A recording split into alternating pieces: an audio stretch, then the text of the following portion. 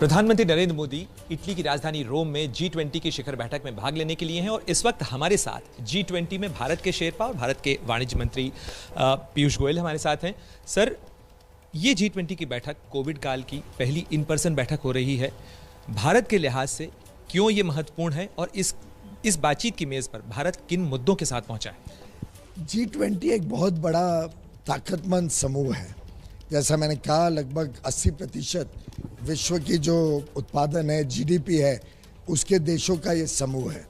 साथ ही साथ G20 में विकसित देश और डेवलपिंग कंट्रीज दोनों एक मंच पर आकर एक प्रकार से विश्व की चिंता करते हैं, भविष्य की चिंता करते हैं। और कोविड एक ऐसी महामारी रही है जिसमें स्वास्थ्य को एक सेंटर स्टेज मिला है। स्वास्थ्य आज विश्व पटल पे एक बड़ा गंभीर विषय बन के उभरा है। साथ ही साथ पूरे विश्व में जलवायु परिवर्तन के ऊपर भी बहुत चिंता है। क्लाइमेट चेंज आज हम सब के लिए एक बहुत अहम मुद्दा बन गया है। और इसके अलावा कई सारे ऐसे विषय हैं जिस पे समय समय पे जब हर वर्ष G20 में लोग मिलते हैं तो कई ज्वलंत विषयों के ऊपर सामूहिक चर्चा हो पाती है, एक दूसरे की बात समझने, अपनी बात समझाने का मौका मिलता है। और मैं समझता हूँ आर्थिक क्षेत्र में भी जल्द से जल्द पुनः स्थापित हो विश्व की अर्थव्यवस्थाएं, स्वास्थ्य सेवाओं में हो, वैक्सीनेशन में हो, आगे चल के इनोवेशन और टेक्नोलॉजी की बात हो, और क्लाइमेट चेंज के लिए भी जिस प्रकार का अंतर्राष्ट्रीय प्रयत्नों की ज़रूरत है, चाहे वो क्लाइमेट फाइनेंस हो, चाहे टेक्नोलॉजी और इनोवेशन हो, इन सबको मद्देनज़र रखते हुए मैं समझता हूँ कि G20 की बैठक महत्वपूर्ण होती है। वीडियो कॉन्फ्रेंसिंग की अपनी सीमाएं रहती है, कितना उसमें आउटकम आ सकता है। एक मुद्दा भी उठाया कि वैक्सीन को लेकर म्यूचुअल रिकॉग्निशन की बात पर भारत ने जोर दिया, उसको G20 के देशों ने समर्थन भी दिया। क्या उम्मीद की जानी चाहिए कि इस G20 के कम्युनिके में या आने वाले दिनों में इसके ऊपर कोई कारगर कदम होगा, क्योंकि भारत बहुत समय से इस प्रस्ताव पर बात कर रहा है? मुझे लगता है कि सभी देशों में इस बात की चिंता है कि अगर हमें विश्व को फिर एक बार नॉर्मलसी की तरफ लेके जाना है, फिर एक बार सब चीज़ें पुराने की तरह चलें, अर्थव्यवस्थाएं फिर पटड़ी पर आएँ, उसके लिए कोई ना कोई तरीका ढूंढना पड़ेगा जिससे लोग एक जगह से दूसरी जगह जा सकें। ट्रैवल को आसान बनाना पड़ेगा।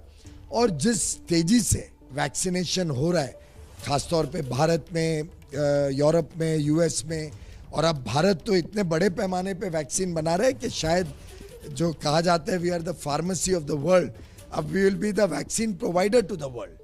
और ऐसी परिस्थिति में लगभग सबका विचार है कि वैक्सीन के ऊपर सबने मिलके कुछ एक महत्वपूर्ण निर्णय लेने पड़ेंगे। सर, एक आखिरी और छोटा सा सवाल कि सस्टेनेबल कंजम्पशन के ऊपर आपने काफ़ी जोर दिया है, ये भारत ने नया मुद्दा G20 की टेबल पर रखा है, इसके क्या मायने?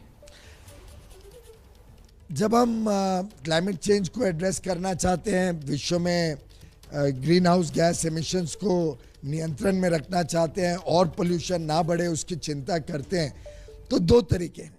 एक तो कि हमने जो हमारे एनर्जी के सोर्सेज हैं, जो चीज़ें ये गैस एमिशन करती है उसके ऊपर नियंत्रण लाएं।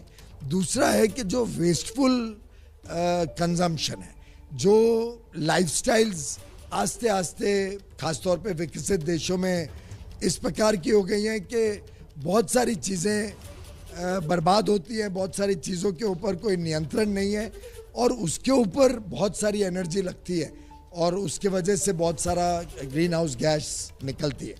ऐसे वेस्टफुल कंजम्पशन के ऊपर, या उसको अगर दूसरा शब्द दे तो सस्टेनेबल लाइफस्टाइल, कि भाई हमारा जीवन प्रक्रिया, जीवन प्रणाली ऐसी होनी चाहिए कि जो ज़रूरत है वो पूरी तरीके से पूरी हो, लेकिन हम बेकार की चीज़ों में जलवायु परिवर्तन को और ख़राब ना करें।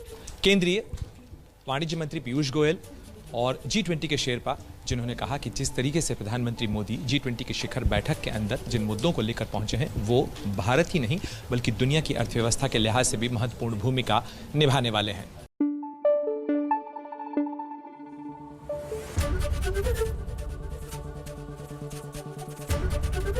ABP न्यूज आपको रखे आगे।